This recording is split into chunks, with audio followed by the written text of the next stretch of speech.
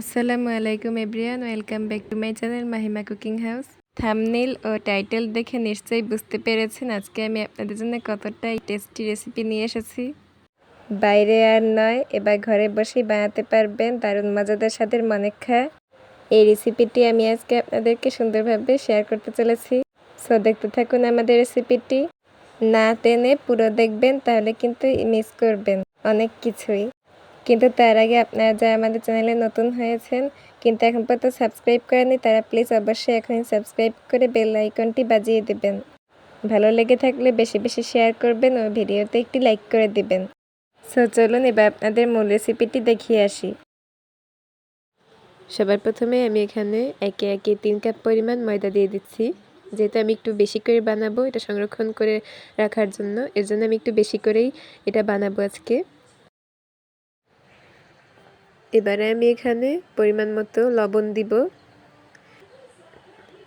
স্বাদ মতো চিনি দিয়ে দিব এখানে।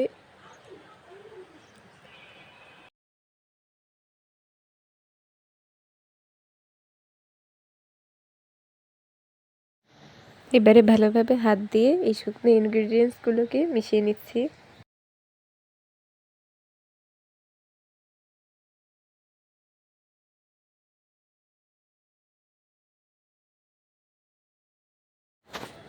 এরপর আমি এখানে অল্প অল্প করে তেল অ্যাড করব। তেলটা দিয়ে ভালোভাবে ঘষে ঘষে ময়দার সাথে মিশিয়ে নিতে হবে।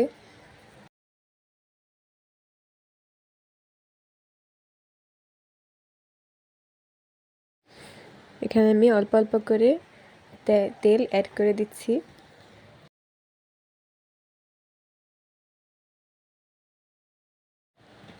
এবার এখানে অল্প অল্প পানি দিয়ে ভালোভাবে মিশ্রণটা তৈরি করে নিতে হবে।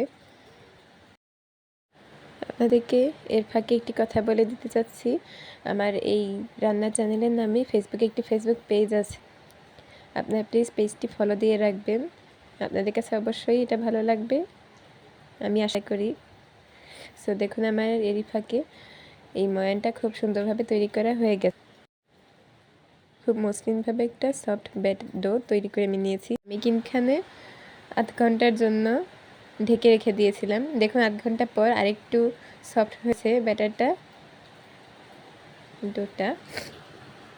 এখন আরেকটু আমি হাত থেকে ভালোভাবে একটু মথে নিয়ে এখানে মোটামুটি বড় শেপের লেচি কেটে নিচ্ছি। এবার এখানে আমি একটা পোর্শন নিয়ে হালকা একটু ময়দা ছিটিয়ে নিয়ে একটু বেলে নিচ্ছি।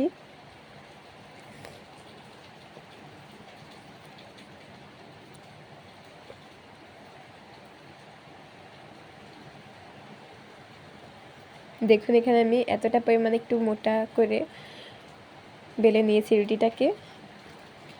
এবার আমি এখানে ছুরির সাহায্যে সেম এইভাবে করে কেটে নিচ্ছি।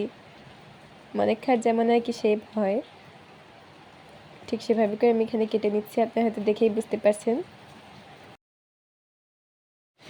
বাইরে থেকে ভেজাল মিশ্রিত দূষিত খাবারগুলোকে আপনারা না খেয়ে এভাবে কিন্তু বাসায় তৈরি করে নিলে আপনারা কিন্তু অনেক দিন পর্যন্ত সংরক্ষণ করে খেতে পারবেন।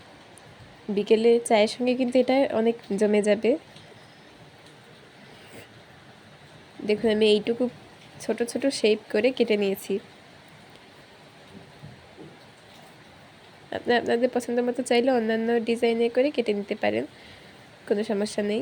দেখুন আমি তিনটে ডো দিয়ে এতগুলো পরিমাণ অনেকটা তৈরি হয়েছে।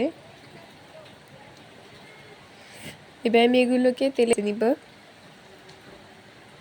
তেলটা একটু গরম হতে দিয়েছিলাম আমি এখানে। এবার আমি তেলের মধ্যে মাখাগুলোকে দিয়ে দিচ্ছি। অতিরিক্ত পুড়িয়ে বা অতিরিক্ত চুলার আঁচ বাড়িয়ে ভাজা যাবে না, একদম মিডিয়াম করে রাখতে হবে। এই তৈরি ফাঁকে আমার মাখাগুলো প্রায় ভাজা হয়ে গেছে। ঠিক এইভাবে একদম হালকা করে ভেজে নিতে হবে।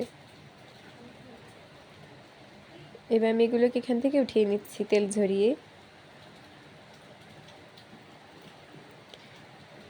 এই যে আমার ভাজা হয়ে,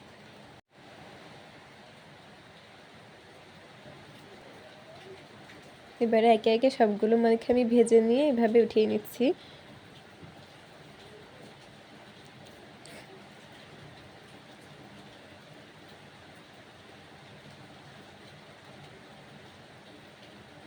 এবার আমি আপনাদের একটু ভেঙে দেখাচ্ছি এটা কতটা মুচমুচে আর ক্রিস্পি হয়েছে, দেখতেই পাচ্ছেন। এবার বাইরে থেকে না কিনে, ভেজালযুক্ত রাসায়নিক পদার্থ মিশ্রিত নোংরা জিনিস না কিনে আপনারা কিন্তু এই ঘরে বসে এইভাবে এয়ারটাইট কন্টেনারে ভরে অনেক দিন পর্যন্ত রেখে সংরক্ষণ করে খেতে পারবেন। কিন্তু এগুলো যতবার আপনি এয়ার কন্টেনার থেকে বের করবেন ততবারই কিন্তু ঢাকনাটা তাড়াতাড়ি লাগিয়ে দিতে হবে, নাহলে কিন্তু এগুলো তেনিয়ে যাবে।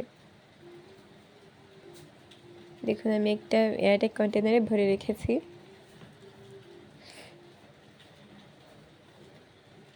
সো ভিডিওটা আপনাদের কাছে কেমন লাগলো অবশ্যই কমেন্টে জানাবেন। আর এরকম আরও নতুন আর ইউনিক রেসিপি পেতে অবশ্যই চ্যানেলটি সাবস্ক্রাইব করে রাখবেন।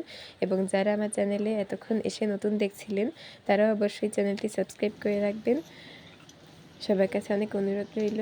সো আজকে আর নয়, আগামী রেসিপিতে আপনাদের জন্য আরও একটি নতুন রেসিপি নিয়ে আসবো। ততক্ষণ পর্যন্ত সবাই ভালো থাকবেন, সুস্থ থাকবেন। আসসালামু আলাইকুম।